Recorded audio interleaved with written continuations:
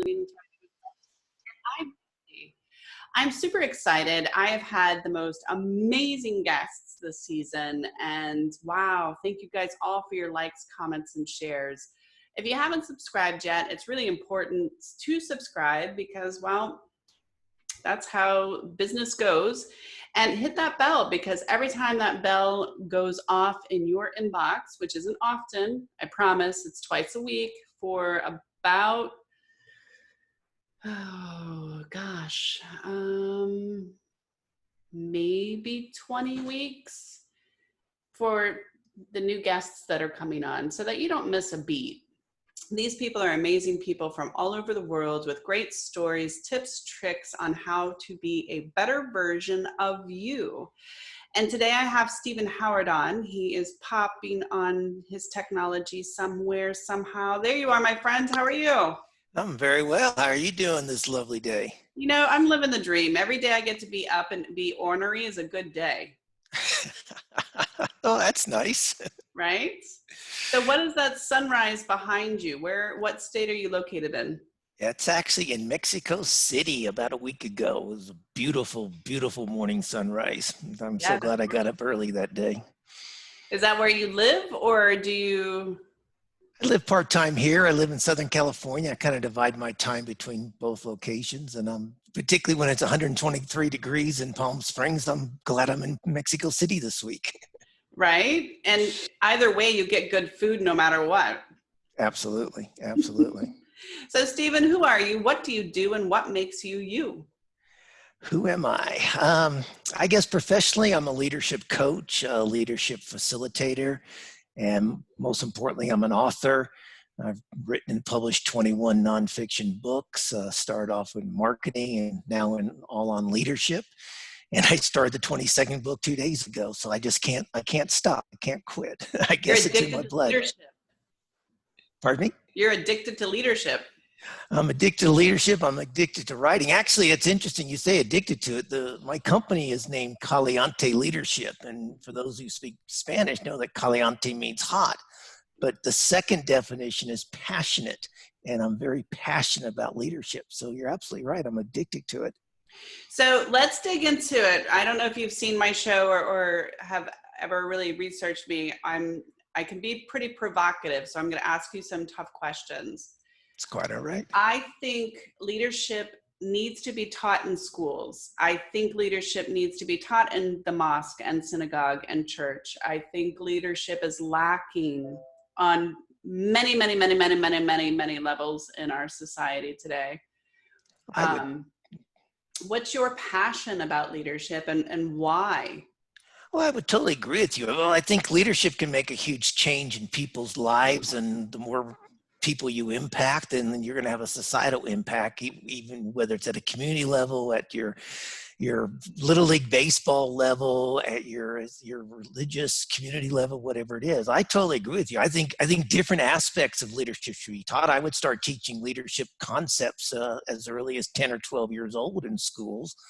I also think parents have a responsibility here. I'll be a little provocative for you. I think parents and other adults still today make a huge mistake because they tell girls that when they start to show leadership skills on the playground or in the parks or something, when they start organizing things, they always say, don't be bossy.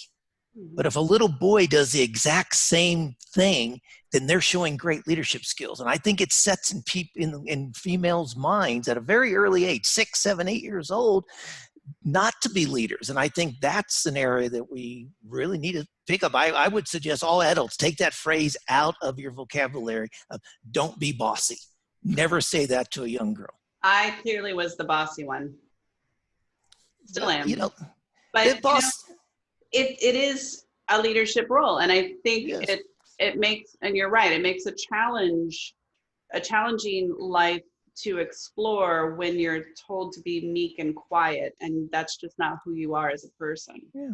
Rather than say don't be bossy, you can say things such as, Sally, there is a little better way of doing things, or you might change your, it's coaching, but but but again, I'm saying the boy will do the same thing. If a boy says, okay, let's everyone, 5 people line up over here, 5 people line up over here, he's showing leadership. If a little girl does that, hey, everyone, 5 people get over here, and 5 people, that's being bossy. No, that's not being bossy.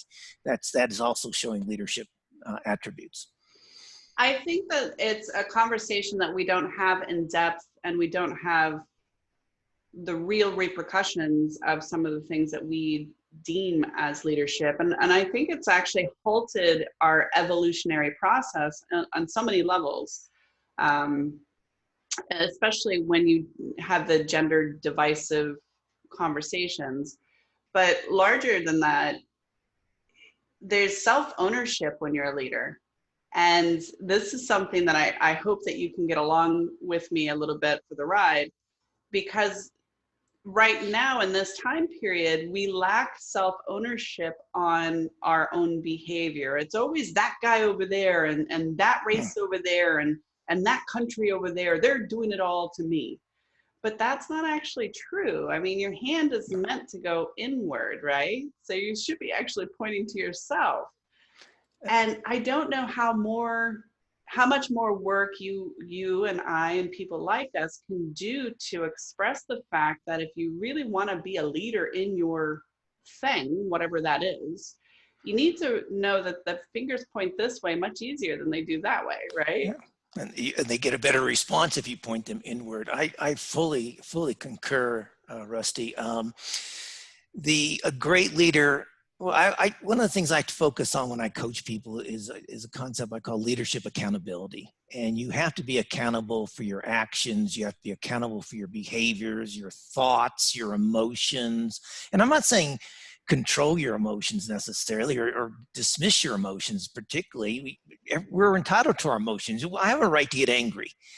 How I express that anger, particularly in a workplace, now that's where leadership responsibility or leadership accountability comes in. But a good leader or a great leader never blames the environment for the results they get. They always take ownership and turn that into a learning experience. I mean, I've led product development. I've made lots of money from my organizations when I was employed, but I've also lost lots of money for some organizations. In marketing, you launch a product, sometimes it works, sometimes it doesn't. I always took ownership of that. And I always said, okay, what did we learn from this? What did we learn? What did we do wrong? What was our thinking process? Why was our decision wrong? What was our thinking process? What did we overlook? What data did we ignore? Did we rush our decision? Focus on the process, not the results. Learn from it, and then you make much better decisions down the road. Well, and I think if we were to sit back and look at the people that are yelping right now about, it's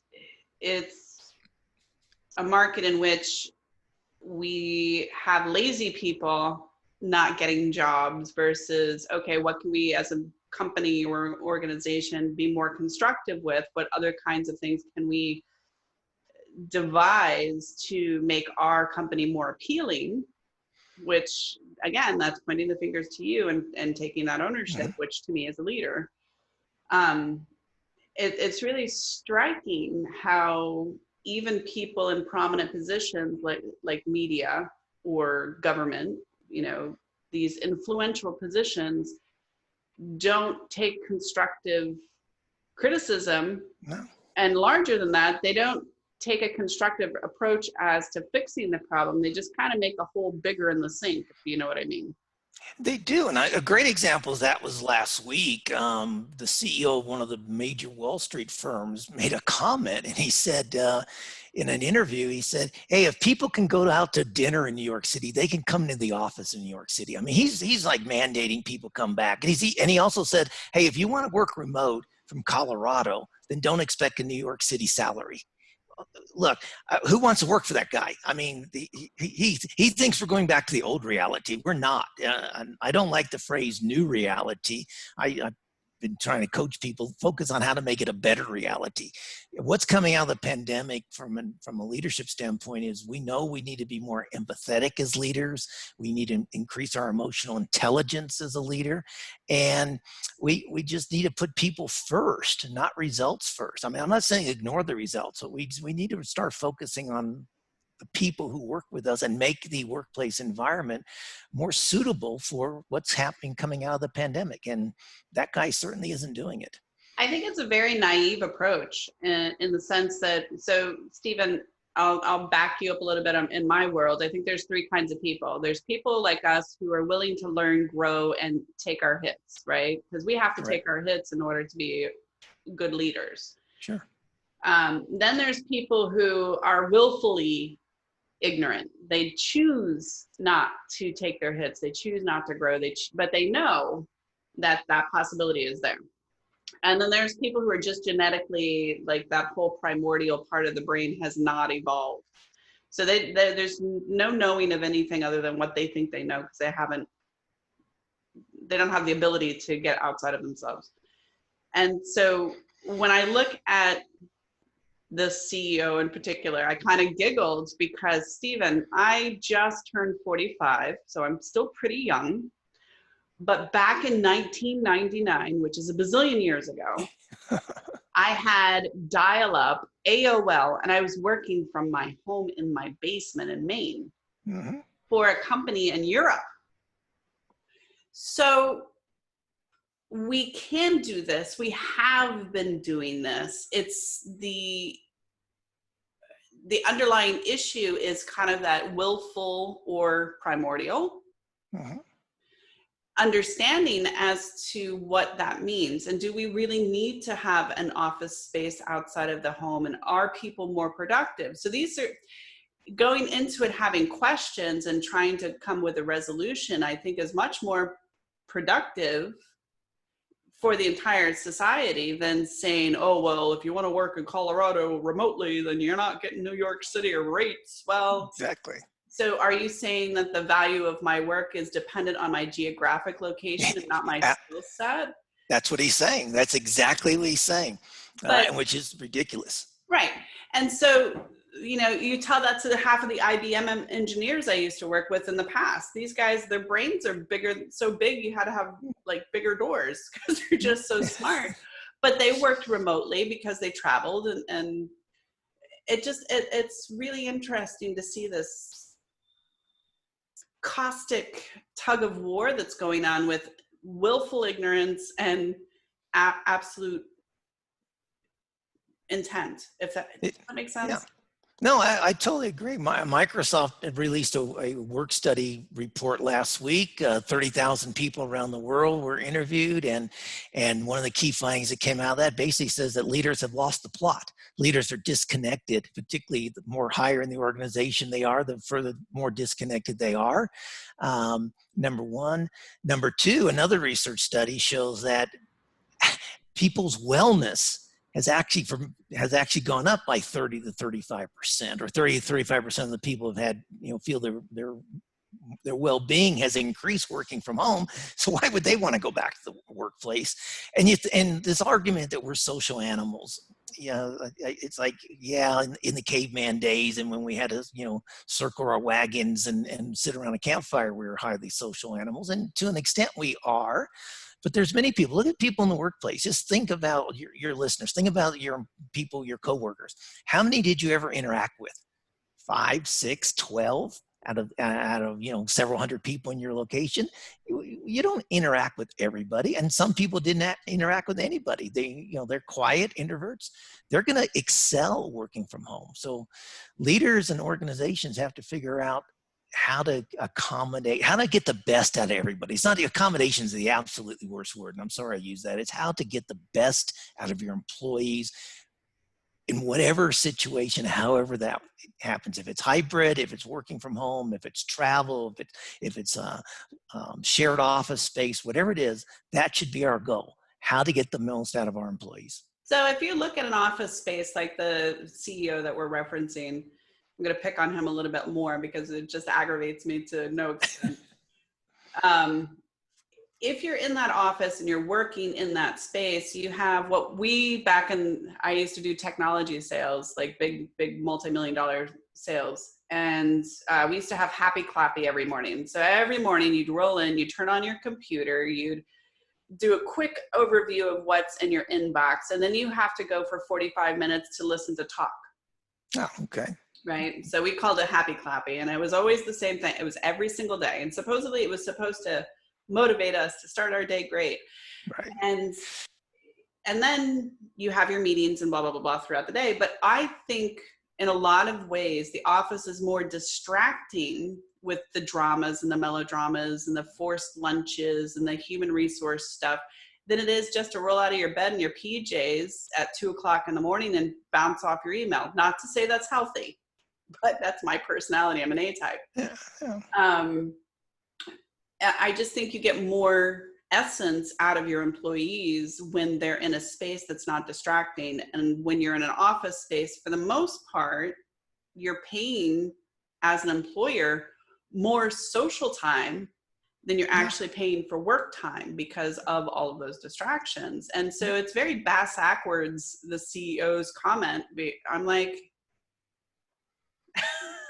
It is. It totally, and he is one of the ones who has just lost the plot and is totally disconnected from his staff. I'd suggest, and wants to do it. You know, that second framework that you said, that this is the way I do it. This is my paradigm, and you're going to work within my paradigm. There's nothing wrong with rolling out of bed at 2:00 in the morning as long as you finish your job at 10 o'clock or noon or something, but don't work 2:00 in the morning till 8:00 at night. That's not healthy. But the other thing about that meeting, it cracks me up because research I did for one of my previous book, and it's called Better Decisions, Better Thinking, Better Outcomes. The research shows from the scientists now, the neurology scientists have all this imaging technology for the last 20 years and can really figure out what's happening in our brain. It says that for most people, we are most productive, most innovative, most creative in the morning, not just when you get out of bed. But so you get to the office 8:30, 8:00, 9:00, whatever you get there. The worst thing to do is go sit in a talk fest. Go have a work in progress meeting for 45 minutes. Who's working on this and what's the status of this? Where you're basically, the whole purpose of the meeting is to update the manager. No, that's creative time. This is when you should be having your brainstorming meetings. How do we penetrate that account? Our competition came out with this as advertisement last week. How can we counter it? Let's get some ideas on the board. Let's talk about it. That's when most people's brains are most functional. You want to have those WIP meetings, work in progress meetings, do them after lunch. When people's brains are starting to have had a little food and they're starting to re-energize again, but not that creative time in the morning. I agree with that 100%. And I do my best work between 4 and 6 a.m. But back to leadership, we're in this cataclysmic, amazing space. I don't know if you got excited about the Rona, but I was totally excited because I got so much work done. Yeah. And I was able to reevaluate my goals, my wants, and my whys. And maybe that's just an innate leadership thing, but that was so cool. Like It was quiet time, it was downtime. There was no anything other than sole focus on what do I do from here? Absolutely. And so I got really excited. I wrote 2 books. I was like, woo, yeah. And I think that there's something missing in our society right now because there's this desire to pull back and be what we were prior. This word called normal that people keep throwing around, which doesn't exist, as you know. And then there's this employee-driven, workforce-driven thing that's going on. And I don't think a lot of these employers remember what it's like to actually have to worry about having employees. And that's back to leadership. You have to go back to yourself, right? And what you're doing to either evolve or de-evolve in society. But right now it's an employee workforce. We get to choose who we want to be with, unlike back in the mid 2000s where you'd have one job and 200 applications. So the employer got to be really picky about things. It's really interesting.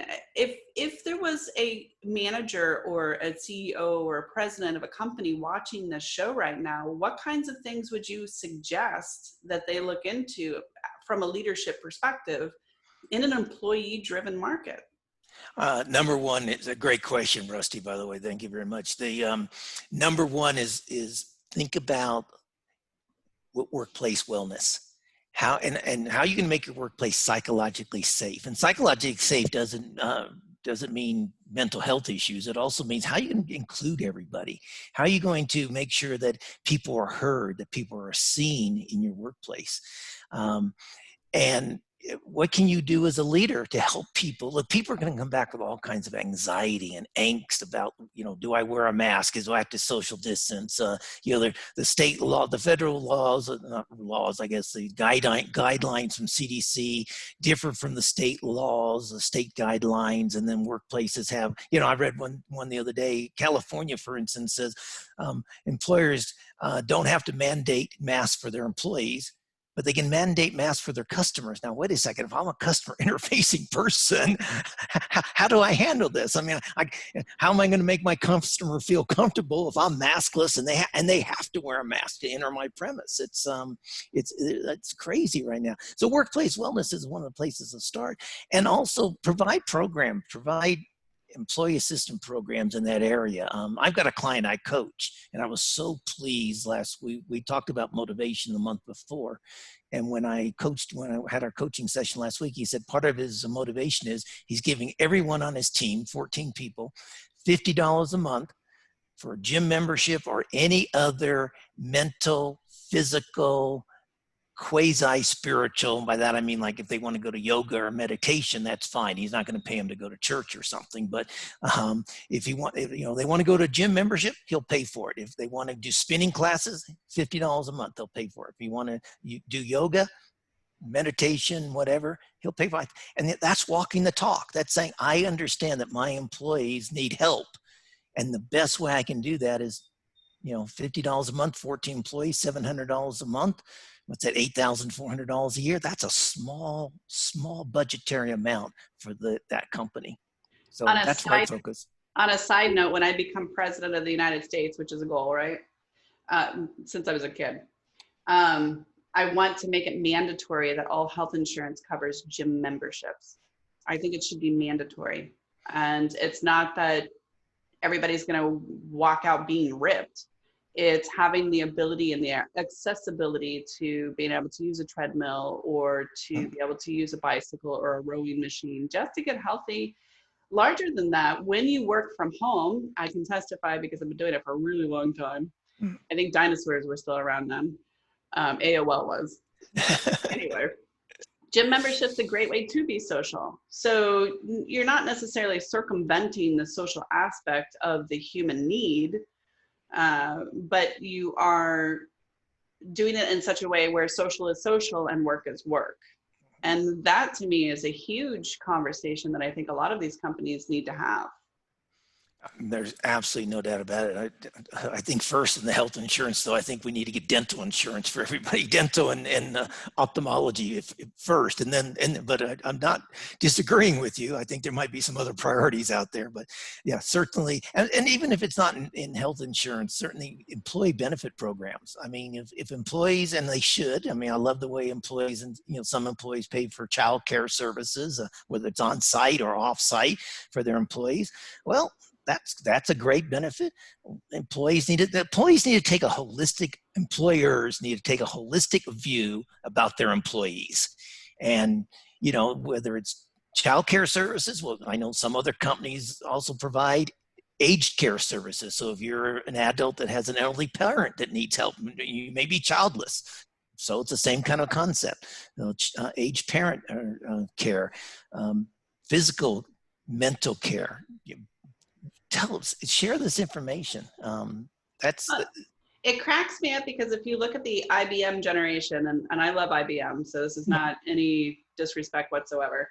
Back in the day, they used to support your family and they used to give you retirement. And that's why you would stay with IBM and companies like that for 20, 30, 50 years, retire. And there was a sense of here you're working for me, growing my company, and I'm going to help you grow your family. You know, we're in this together, give and take, reciprocation. And then somehow, somewhere, and I want to say 1980s was kind of the blossoming of the concept that you're just a number. And I've been told that so many times by clients and employers, and it's really fascinating.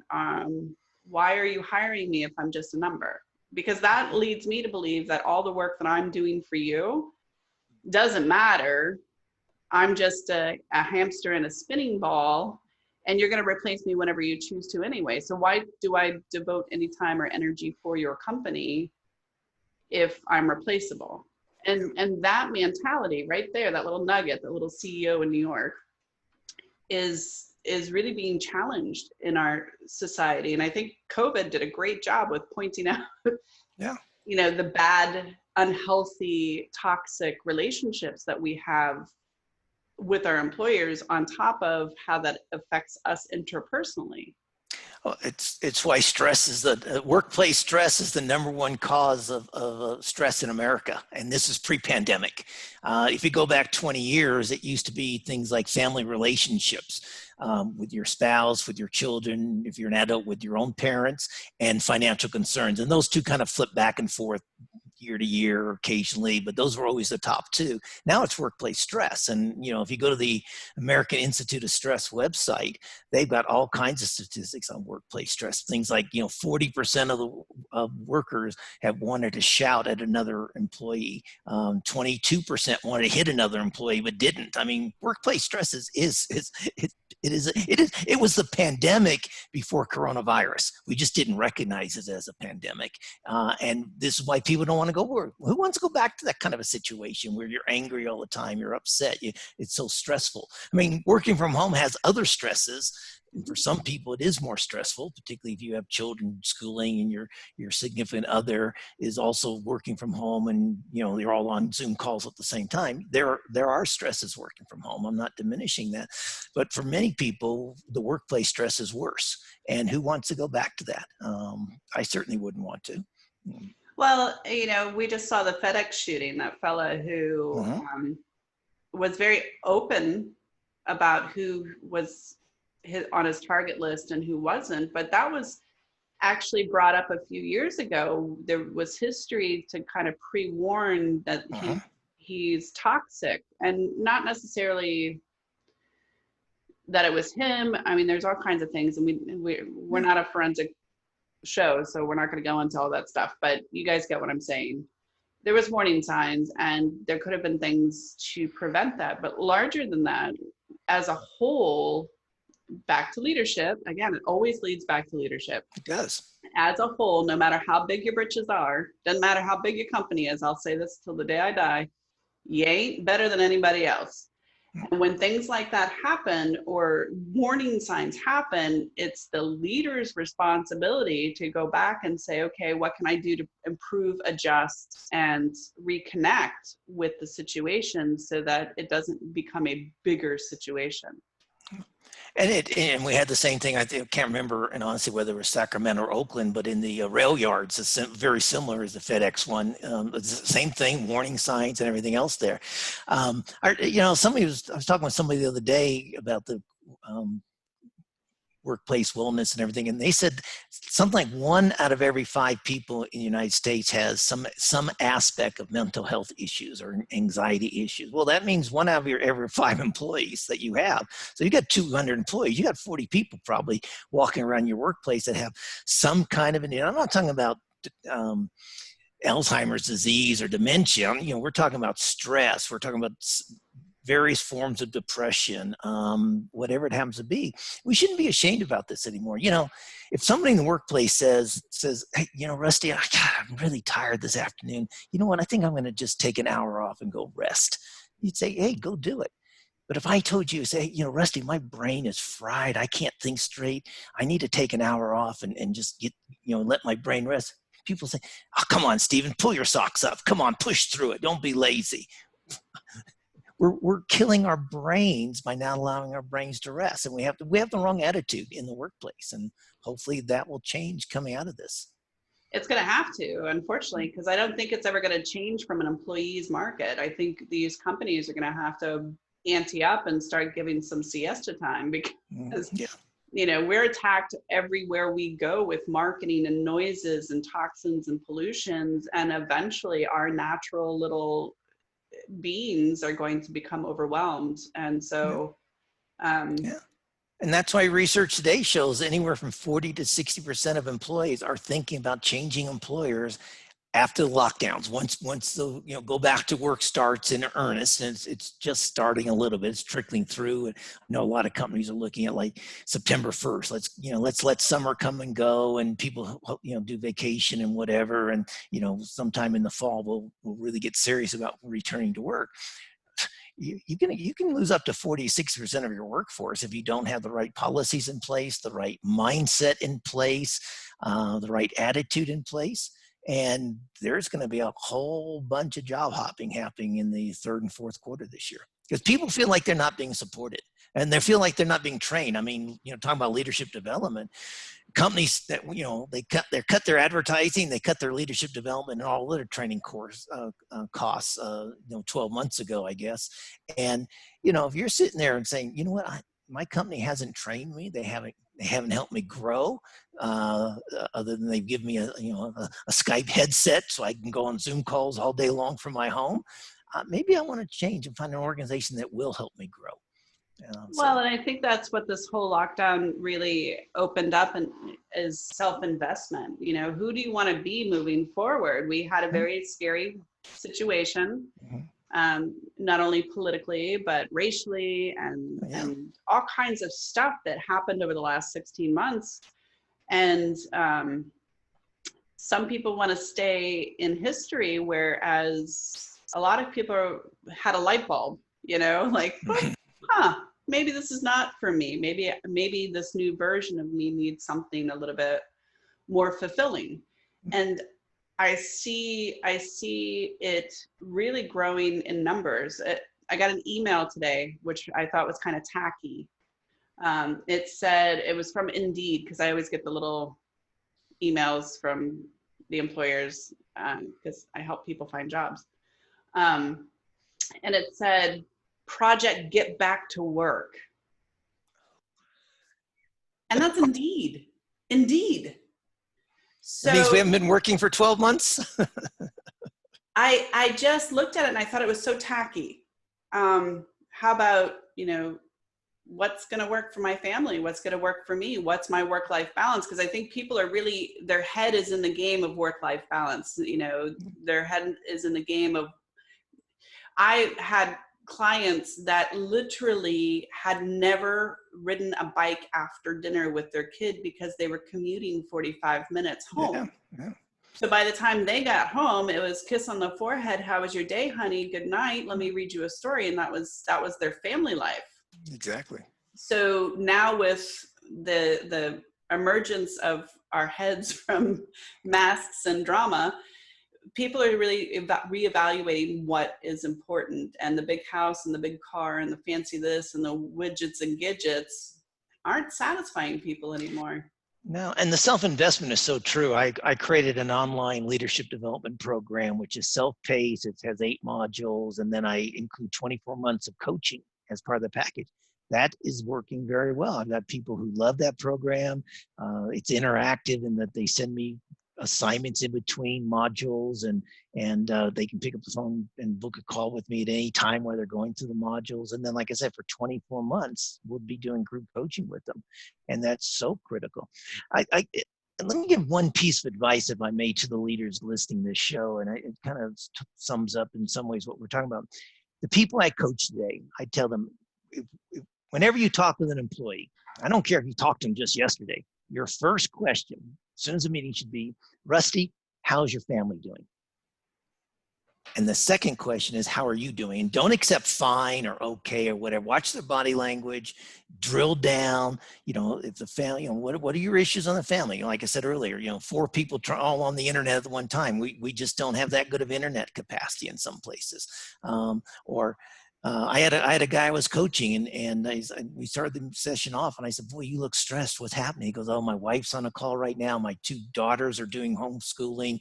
I don't know. Neither one of us can watch them. On and we have this monthly call booked, and I really want to talk to you. I've got some other issues." And I looked at him. I said, "Would you rather we reschedule for 4 o'clock this afternoon? I think this is like at 9 o'clock or 10 o'clock call."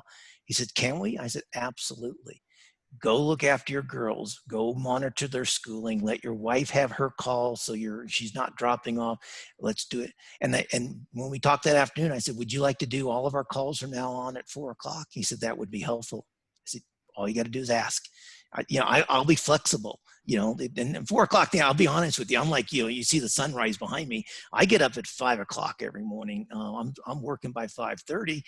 4 o'clock in the afternoon, I'm not at my peak cognitive performance, I admit. But for him, what I do is I take a 45-minute rest before that coaching call so I can go into it and be fully focused with them, and it works.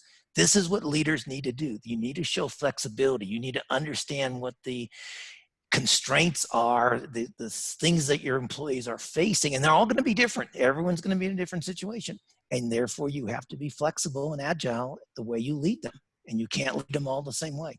So that's my tip for your viewers. The leadership ideology that I love is imagining that you're a sail, because you have to ship for the wind. You have to shift. Mm-hmm. You have to adjust, and that's how progress is made or not made, depending on if you shift or not. And it's terribly important for people to start considering other people as compassionate human beings with, tenderness, and not just numbers to sit at a desk poking away at the computer with their heads down and oblivious in a gray fog. It's not working. It's just not working. Well, mine also has a nautical theme for you, and it comes from Vice Admiral Grace Murray Hopper. She says, and she says this when she was a leader in the Navy, the U.S. Navy. She says, "You manage things, you lead people. You don't manage people." Nobody wants to be managed in the workplace. I mean, it's like that, the old concept in the 80s, and IBM was one of the leaders of this too, was, CRM, customer relationship management. Well, I was in marketing, and not a single one of my customers ever wanted the relationship to be managed. I turned that around when I was at Citibank, and I said it should stand for customer retention marketing. CRM is a great concept, but and the technology was great, but the attitude was wrong. We don't want to manage the relationship with customers. Well, no employee who works for you wants to be managed, except maybe a new college hire, because they're like a dry sponge. They soak up everything. They want to be micromanaged almost. Everyone else wants to be led. And that's why, and one of the worst job titles we have is managers. Unless the manager is managing things, processes, policies, procedures, that's, projects. You manage those, but you lead people. Oh, I love you, Stephen. Oh, thank you, Rusty. That's a perfect way to end the show. Where can we find more information about you? And hey, there's leaders out there that want to be led, and there's managers out there that want to learn how to be leaders. So let's do this. Let's do this, guys. I spend all my time helping you out doing that. CalienteLeadership.com is the website. Caliente, CALIENTE, leadership.com. You can find me on Twitter. You can find me there are a couple Stephen Howards in LinkedIn. Look for the one that says Greater Los Angeles area, or follow the company Caliente Leadership on LinkedIn as well. Reach out to me. Stephen@CalienteLeadership.com is the email. I'd be happy to talk with you, spend 20-25 minutes with you, find out, is coaching right for you? Is training right for you? What can I do to help you develop your leadership skills? I'm passionate about it. And, let's have a 25-minute phone conversation, and let's see if I'm the right person to help you out. Perfect. Thank you, Stephen, so much for joining me today. And definitely don't forget that I exist, because I want to have you on next season to continue the message of leadership. I would love that. I started my new book yesterday about leadership, so when it comes out, we can talk about that. Thank you, Rusty. Great conversation. I really enjoyed it. Me too. Thanks, Stephen. All the best. You're watching Living and Thriving with Rusty, and I'm Rusty. And like I always say in every show, I am so fortunate to do what I do. I get to talk to people all over the world, because technology can be really cool, and learn What is your pain point? What makes you you? Why do you tick? I get to ask some really great questions and I get really great answers. And I have to tell you, leadership is such a huge thing, whether you're a soccer mom, you work at Dunkin' Donuts, it doesn't matter. How do you present yourself in the world? And what are you giving to your community? And we're at that crossing roads and it's so beautiful. And I'm so grateful for Stephen for sharing this time with me today. Know that you're loved, know that you're beautiful. And as I always say every show, guess what?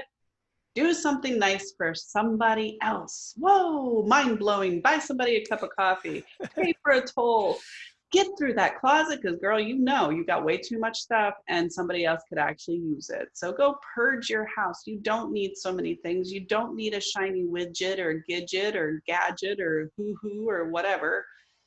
Get down to the basics, brass tactics, go and hang out with your kids, tell really bad jokes. That's my favorite thing to do. Have some fun. Until next time. Great. Thank you.